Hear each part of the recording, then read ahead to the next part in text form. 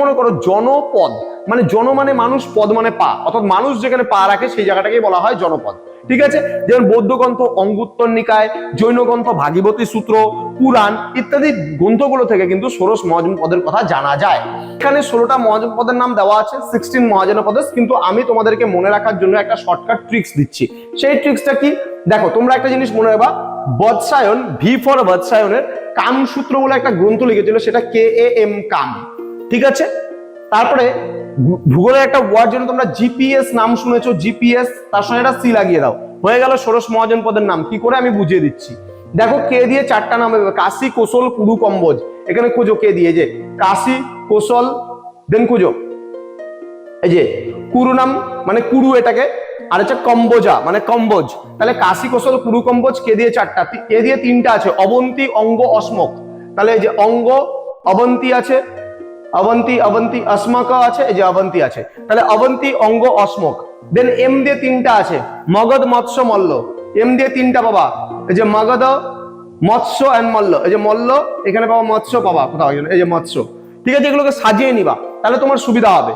দেখো কাম বৎসায়নের বি দিয়ে 2টো আছে, ব্রিজি এন্ড বৎস। কি বলছে, যে ব্রিজি, ব্রিজি আছে, এই যে বৎস আছে।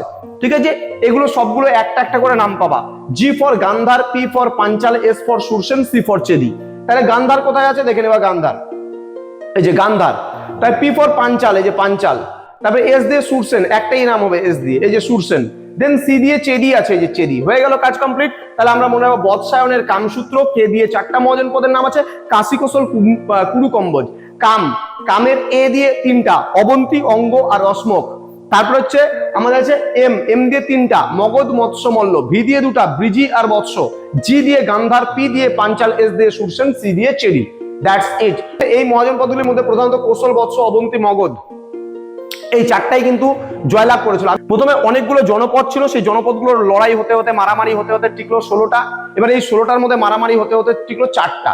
এই 4টা মহাজনপদের নাম এখানে বলা আছে, দেখো কোশল বলা আছে, অর্থাৎ আমি এখানে কে দিয়ে 4টা নাম বলছিলাম, কাশী, কোশল, কুরু, কম্বোজ। তার মধ্যে টিকেছিল কে, কোশল টিকেছিল। নেক্সট অবন্তী, অঙ্গ, অশ্মক, এর মধ্যে অবন্তী টিকেছিল। মগধ, মৎস্য, মল্ল, এর মধ্যে মগধ টিকেছিল। এবং লাস্টে ব্রিজি, বৎস, বৎসর মধ্যে এখানে বৎস টিকেছিল। হ্যাঁ, ব্রিজি, বৎসর মধ্যে বৎস টিকেছিল। এই 4টা মারামারি করার পরে টিকেছিল কিন্তু এই 4টা মহাজনপদ। এটা ছিল অধিক শক্তিশালী মহাজনপদ। এবং তারপরে এই 4টার মধ্যে আবার মারামারি হতে হতে হতে হতে শেষ পর্যন্ত মগধ কিন্তু টিকেছিল, যেখানটায় কেন্দ্র করে এই মগধ কিন্তু সবার শেষে এটাকে নিয়ে সাম্রাজ্যবাদের সূচনা হয়েছিল এবং মগধের উত্থান হয়েছিল। এবং মগধকে কেন্দ্র করে পরবর্তীকালে মৌর্য এম্পায়ার, যে মৌরিয়ান এম্পায়ার আছে, সেই মৌরিয়ান এম্পায়ার কিন্তু বিকশিত হয়েছিল।